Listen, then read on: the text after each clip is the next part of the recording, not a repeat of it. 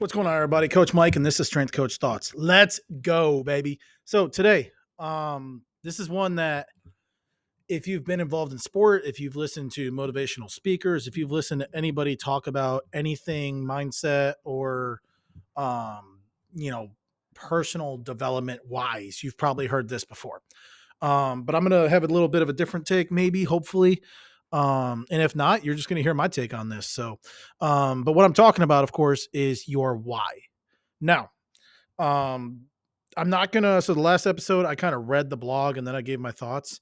This time, because it's more of an informative blog post, I'm not gonna read it at you. I'm just gonna kind of take bits and pieces of it in order of the blog and kind of talk about my thoughts as I go. So, um, the why is one thing that when I was coaching athletes in high school and college. Now, um, and especially with the Air Force candidates I work with, understanding your why is something that comes up a lot. It, but your why goes further than sports. And I want to emphasize that because I think a lot of times it's a why in your sports context, or like in my case with the military, like why you join the military. And it's important to keep sight of that, I think. But I think it's also important to keep sight of your why of life. And I don't mean that as like, why do you exist? But kind of what is driving you through life, your decisions, your relationships, your activities, what you choose to do, the decisions you make. Like, what is the why that is guiding you? Um, so I think the why is important because I've heard it explained in an analogy of a boat captain, right? So you're a captain out at sea, and you're sailing in the middle of the ocean. You have no landmarks, no reference points, and your why is basically the port that you are trying to get to. So it's the destination you are aiming for as a captain of the boat. Your boat, obviously, being life or your sport or how deep you want to go into this. But the port is what you're aiming for, and that is your destination essentially. Now, I like that analogy because I'm not a sailor. I'm not a maritime person, but I know there are multiple ports in the world. There's multiple destinations you could go as a sailor in the world, and the reason I like that analogy so much is because it doesn't lock you into your purpose. You hear purpose a lot in religion or mythology, stuff like that. One's purpose, or what is your purpose in life? What is your destiny? Stuff like that. And I think the why is important because I'm 31, about to be 32, and I think I have changed my mind on so many things in my life that I said in my intro video, excuse me. Oh, excuse me. I said in my intro video, I went in the Marines right out of high school. I thought that was going to be a career. I got injured. I got out, so I started getting into medicine. I did the paramedic thing, thinking I was going to go nursing school, maybe PA or doctor level, like kind of pursue the medical field. I got out of that. Now I'm in strength and conditioning. I have no thoughts of getting out of strength and conditioning, but I'm fleshing out into obviously this podcast thing. I'm fleshing out into writing, into teaching, into different um, layers of strength and conditioning you can go down that I didn't really see myself going down before. But now I do as I'm getting older. And I've had more people interact with me and tell me that, I'm good at these things and I should probably start them up or do them myself. So kind of letting my destinations, like, okay, I got to one port. Let me go to another port now. Let's see what's over there. Oh, let's get to this port. I really like this port. Let's explore the port a little bit. What does this port have to offer? And I think that's the conversation that is missed often with the why. The why is always, it needs to be a singular reason you're doing something. I see it a lot with the Air Force. Like, what is the one reason you joined the military? It's like, well, there may be multiple reasons. Or in my case, when I joined the Marines, they asked us at boot camp, what was your reason for joining? And I think out of the 50, 60 something of us in our platoon, whatever, however many we had, I think one or two they actually told was a good answer. They told the rest of us our answers were terrible. Now I'm not here to say whether that was right or wrong, but I think everybody's why is individual and everybody's why is personal, like personalized.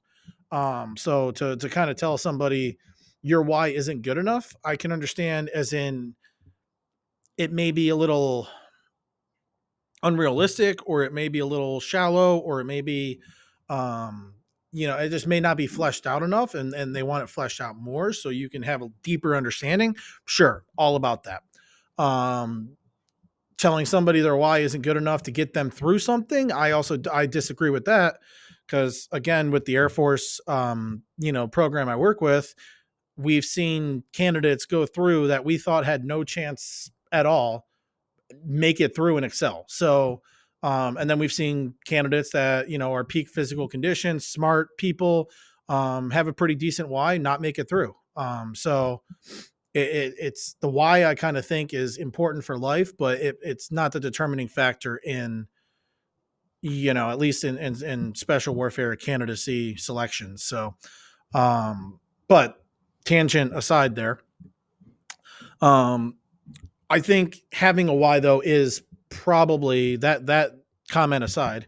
I think it's probably the single most important thing you can do um, for your mental, your social, physical well being. Um, Mostly because your why is what's going to drive you when motivation isn't there. So we've heard, um, you know, discipline is when motivation fails or whatever. But I think your why is, for example, when you don't feel like working out, well, why are you working out to begin with? Let's take Olympic lifting, right? Like, why are you Olympic lifting to begin with? Why did you get into it? What are your goals in lifting, which is different than your why? Let me emphasize that. I think goals are separate from your why. Um, I weightlift. So my goals in weightlifting are honestly just to lift the most amount of weight I can. I used to have Olympic aspirations, national champion aspirations, all that stuff, and long story short with those, it wasn't mentally, I wasn't in a good spot with trying to be a dad and everything else, trying to have a professional career and trying to reach those goals. So, literally now my goal is just to put as much weight on the bar as I can snatch and clean and jerk. And then if, national champ comes or whatever, that's fine, but that's not the goal. The why I weightlift is because when I started weightlifting, it was something that felt athletic again, coming from college football, coming from being an athlete my whole life, getting into the Marines and losing athleticism in the Marines, going into powerlifting afterwards, definitely tanking athleticism with that. Getting back into weightlifting, I started noticing I was getting twitchier again. I was getting faster. I was jumping a little bit more. I was feeling more explosive, and my body was feeling better. My joints, my ligaments, tendons, muscles, everything started feeling good. I started losing weight, or not losing weight. My weight was going up, but I was slimming down. I was looking more muscular, rather than the fat powerlifting bod. I started looking more athletic, more lean with a heavier body weight, stuff like that. Um, but my why was honestly because, watching the old Kyle Strength videos, the Iron Mind videos, which if you haven't watched those, go watch those. Those are, even if you're not a weightlifter, they are phenomenal. They're phenomenal videos to watch. I'll link some of them in the description below here, but definitely go watch some of those videos. Um, but I was watching it and the energy and the emotion behind lifting, like snatching big weights, clean and jerking big weights, even the way they would squat, different than powerlifting. It was just raw emotion and raw energy, and just whatever that was is what I wanted. Um, and again, I'm not like, this is going back to what I was saying earlier. That may be a shallow why. That may not be a good enough why, but that's why I'm in weightlifting, because it's fun. It's exciting. It's athletic. It's technical. You can grind out a deadlift and stand up, whatever. Like, who cares? If you're a millimeter off in your snatch, you're missing the weight. So watching somebody snatch a huge weight, like, even if they're saving it, even if it's a save and they're walking it out or they're bouncing out, or they're putting they're turtlenecking, whatever they're doing to save it, it's still exciting to watch. It's It's different from powerlifting because powerlifting is just slow and grindy and like, okay, cool. But like technical prowess with the strength and weightlifting is just it's something else. And if you're not a weightlifter, you have no idea what I'm talking about, go watch weightlifting. I mean, go watch some videos. Like I said, I'll put some at the in the link here, or I'll put some links in the bio down here. But just watch weightlifting. And I'm not saying 1,000+ pound deadlift and 1,000 pound plus squat or whatever isn't exciting, but 230 plus, 250 plus clean and jerk is a lot more exciting than a guy just standing up with the bar. So that whole tangent aside, which welcome to my podcast. I tangent a lot. But yeah, your why is going to be the reason you do things when your motivation's not there. So you don't feel like doing it. Um, well, too bad. You're going to do it because you have goals. You have a why. You have a reason for doing it. So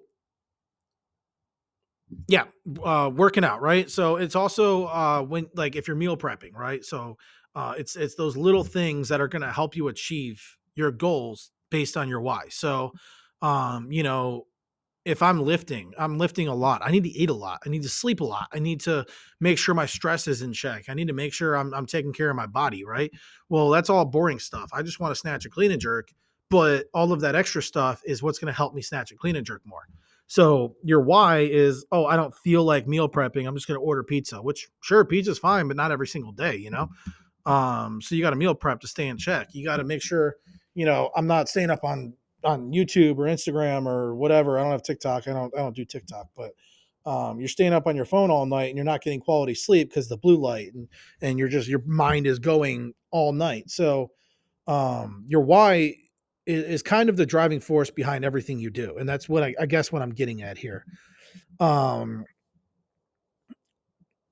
so in my blog here, I referenced a America or Anxiety and Depression Association of America statistic where they said 264 million people worldwide live with depression. Um, I'm not saying your why is like the cure to depression or mental conditions you may struggle with. Um, but a lot of the clinical symptoms of like depression, anxiety, different stuff like that can be alleviated with a purpose, with knowing your why, with I hate to equate those two, but like having a why and having a sense of yourself is going to help alleviate a lot of the depression you may feel, a lot of the anxiety you may feel, a lot of the uncertainty around your life, just kind of something I used to say, you're happening to life, you're not letting life happen to you. you're taking you're taking control of your life, and your goals are going to be derived from your why, right? Um, so what's my why? Like my life why? Um, it's pretty simple, and it stems from a mindset I've adopted early in my life. Um, Kind of looking around and different places I've been. I mean, I've been just about. I think the list of states I haven't been to is shorter than the list of states I've been to. So I've been all over the country. I haven't been international yet, but I've been all over the country in America. And one thing I've noticed is, especially getting worse as the years are going, is just a contentness with mediocrity. Um, People seem to be content with existence. There seems to be no aspirations. There seems to be no drive to be better. They're content with what they got. And I'm not saying any one job is better, but if you're working at McDonald's and you're just good there, like I'm good. I don't want to I don't even want to try to be manager here. I just want to, work the fryer and the drive-through. That's it. I want to do that the rest of my life because I get a paycheck and I take care of my family. Cool. You're taking care of your family. That's a noble thing. I'm all respect to that. But I mean, that's all you want out of life. Like that's what you want out of life is just to work a fryer and work a drive through. Like there's I I've read about. I mean, I wasn't alive during these times, but I've met very few people that have that drive to do better, to be better, to aspire for more, aspire for unreachable goals. That it seems. Um, So like in my case, right? I'm finishing up a doctorate in kinesiology. I've had a lot of people tell me it's a really dumb idea because what are you going to do with a doctorate in kinesiology? Never even thought of that. My thought was, oh, you're comfortable with your master's degree. Oh, you're comfortable with your bachelor's degree. That's cool. How can you be comfortable when there's another step looming above you? How are you good? How are you just content there? Or maybe apply for that doctorate. Maybe try to get a doctorate. Do the work for a dissertation, do the research, and then come at me and say, oh, it was a waste of time. No, it wasn't, because you're learning a lot of things along the way. You're learning, a lot about yourself. You're learning more about your field and your topic. I mean, all that aside. But I mean, it's just becoming a better person overall. It is aspiring for the greatness that you can achieve. Um, so I never understood that contentness. I mean, even my whole life, I've always aspired to be the best. Whether that was playing sports, I always tried to be the best on my team. Even when I was playing guitar a lot, trying to be the best, trying to learn as much as I could, and play as often as I could. Um, Anything that I was interested in, I tried to be the best at.